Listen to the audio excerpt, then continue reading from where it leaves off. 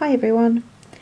I wanted to try and attempt to make quite a quick card. I just received this in the mail from my upline, and this is actually a host set, but it's such a pretty set and very vintage, so I wanted to see if I could make something quite simple to make but quite effective. So hopefully you'll learn a couple things as we go. So that's the stamp set. The two ink pads are grey granite and crumb cake. I thought the two colours, although very neutral, lent themselves to a vintage-esque kind of vibe.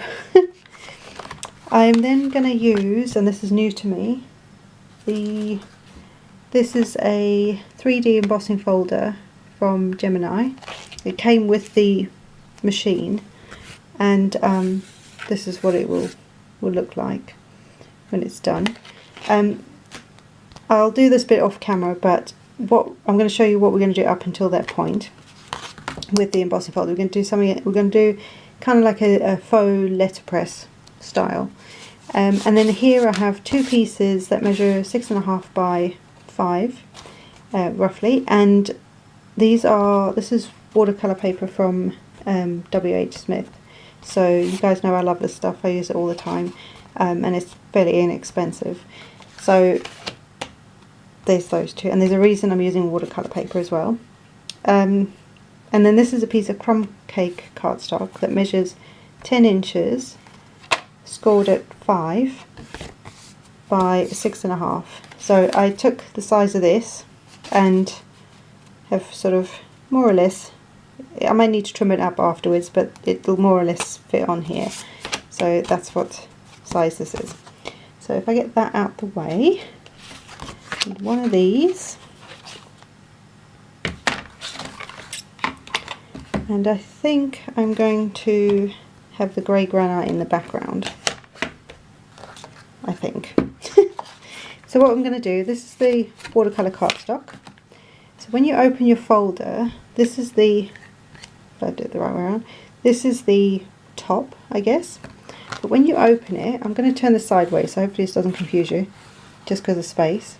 When you've turned it sideways, when you've opened it, there'll be one edge which will be raised, and there'll be one that'll be, the image will be indented or embossed, debossed, so it'll be going into the plastic. So this side is the raised bit, and you can feel it quite obviously, and then these go in. So there's this one on this particular embossing folder, where the name of it is the side that actually got the debossed area, and this is the raised or embossed area.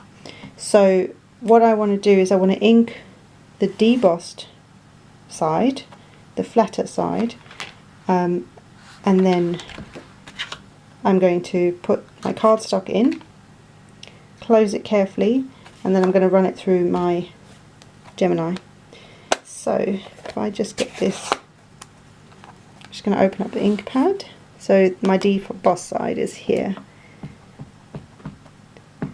And what should happen is when you've run it through, it will imprint this ink into your cardstock. So in theory, if I've got this the right way around, because I sometimes get it the wrong way around, in theory the raised bit should come through as the colour of the cardstock, and this should all sit on the background, or what will look like the background of the cardstock. So let's just see. So I'm just inking the whole thing, and don't worry, it's a dye-based ink, so it'll just wash off. You can use a wet rag, or you can take it in your bathroom and just run it under some water. So I think I've got, and you don't want to press too hard either, because what you don't want to happen is that you press into the gaps here where you don't want it. Although it looks like it may have done that there a little bit. I think I have. That's okay, it's vintage. The other thing I thought I might do is give a bit of a spritz of just water to my card, just to help it, because if I unlock the thing, just a light mist will help it when it runs through, because it will help to move the fibres in the paper. So I'm going to leave that there for a second, but what you would do is you would carefully close that and then run it through a machine. So I'm just going to go and do that. Right, so I've run it through the machine. So this is what, hopefully this has worked. This is what happens to your paper. Look at that. Isn't that cool? So this is basically a faux letterpress technique. You can do it the other way, so on the raised bit you could very carefully do the same thing, ink the raised bit, not the other side, and it'll do the reverse of that. But isn't that cool? Actually, will it do the reverse? That's pressing in. It might not do that. Ignore that bit. But you see here, excuse me, I got a little too inky on this section here. So there's a little bit of, is that raised? Oh, it is actually raised, so that's okay. There you go, look at that. Very cool technique. Like I say, if you use like a juicy ink pad, like a Stampin' Up one, they are pretty inky, so it works really well. So I will clean this off, but I'll just crack on with the video in the meantime. So I will need to trim this down a bit, I think, because the embossing folder area is slightly smaller than my piece of cardstock. So I will do that in a second, but let's stamp the other bits. So I've now got these guys, and I'm gonna turn this sideways because I want to make sure that I've got enough area so that I can still see the background that we've just created. So I'm going to grab a block and I'm going to use the plum cake ink, and I'm just going to, I don't know how inky this is actually. Should be enough ink in it.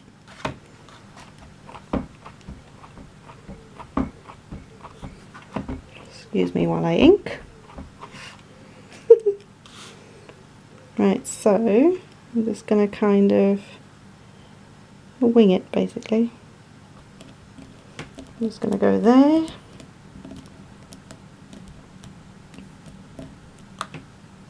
It's very subtle, I probably need more ink in there, but that's okay. Again, the whole vintage thing, it doesn't matter. And then I've got the bug, and I wanted to do something with this, so I'll show you this one. In fact, let's use the other ink. No, let's use this one. So I've got another stamp here.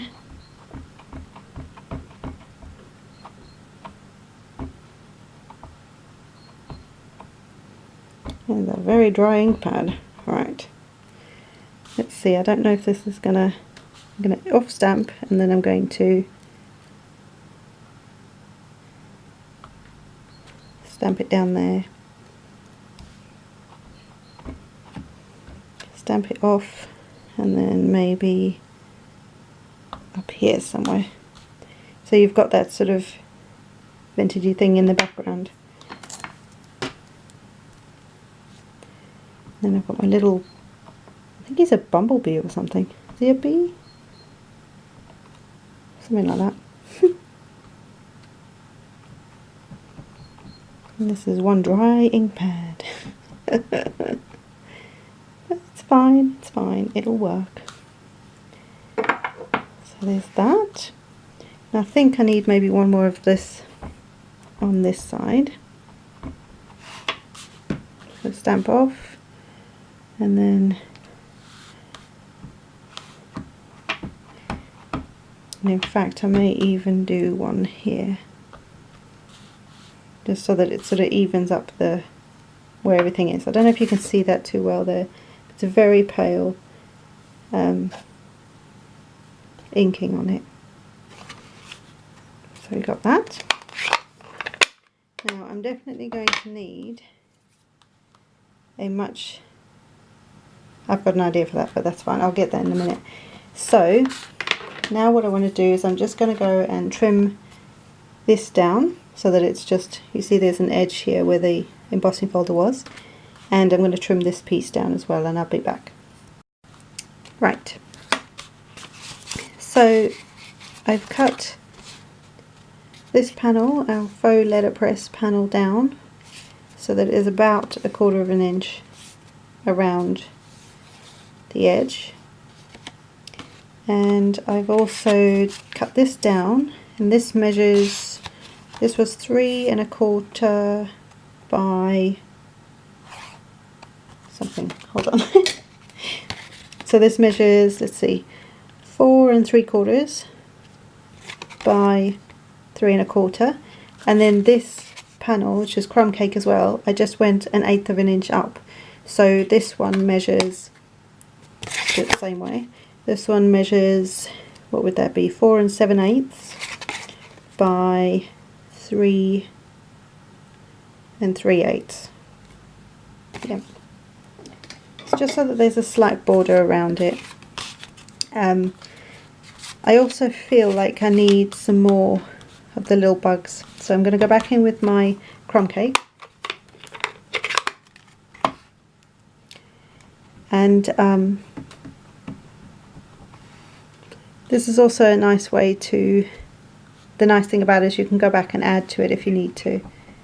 I just felt like I needed some more, and I'm also stamping off the page so it looks more like a pattern paper than anything else. So let's see, I think that'll be alright. I think I'm okay with that. So for the sentiment, I'm going to use, this is the piece that I cut off of the panel. I'm going to use the grey granite just so that it ties the colour, all the colours tie in. I've got the sentiment that says dear friend. What I want is a longer piece. So a lot of the other sentiments are very, they kind of go this way, if that makes sense. So I'll show you, other than the happy birthday, they're kind of bigger or more rounded. I wanted one on one line, but I didn't want a birthday one. So as best I can, I'm going to line this up on here. That's not bad for me, doing the whole straight thing. And I'm just going to cut that out. Right, so here's the little sentiment. So one more thing I'm going to do is I'm going to ink the edges. I can't help myself. So I've just got a sponge dauber thingy, and I'm just going to go around the edges in the grey granite with all of them, and you'll see it will make a massive difference, and especially if you're doing a vintage style. For some reason this lends itself to it. Just makes a massive difference on it. So, and it doesn't take long, and again because it's a grey rather than a brown, it will just add another bit of colour to the whole thing.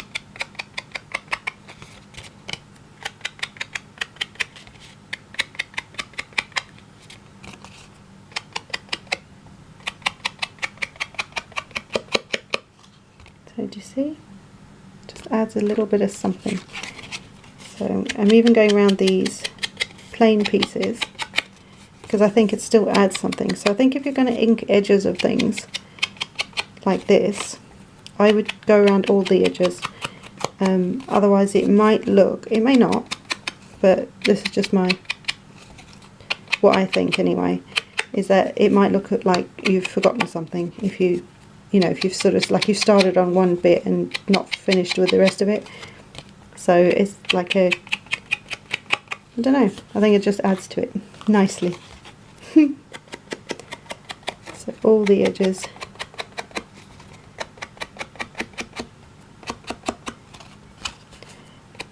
Like I say, I don't normally make big cards like this, although funny enough my husband asked me to make a few more larger cards. So you might see more of this sort of thing from me in the future. But we'll see. We'll see what happens.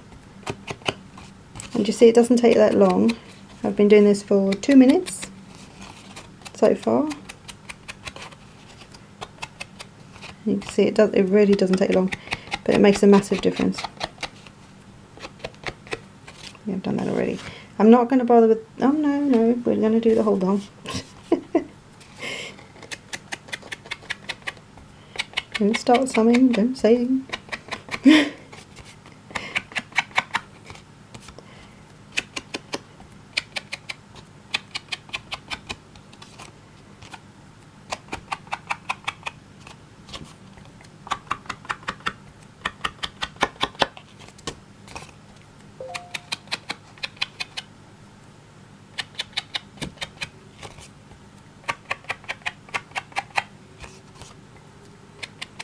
Don't forget the spine of the card, or the fold.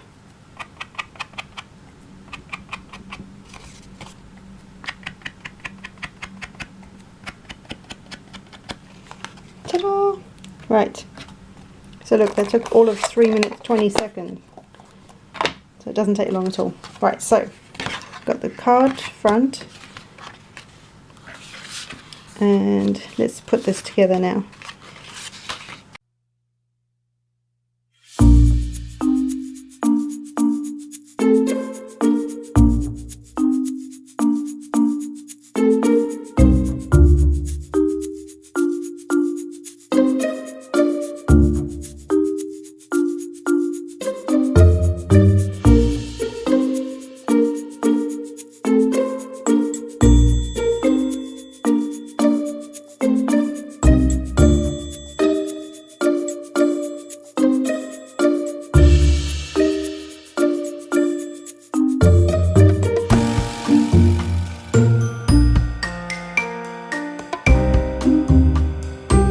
Get that out the way. There you go, a vintage inspired card using very vintage Stampin' Up! Stamp set. It's a hostess stamp set, I can't talk today. Using 2 colours, and that's it. So I hope you enjoyed this. I hope the faux letterpress, I hope you give that a try if you've not tried it before. And I will see you in the next one, guys. Bye!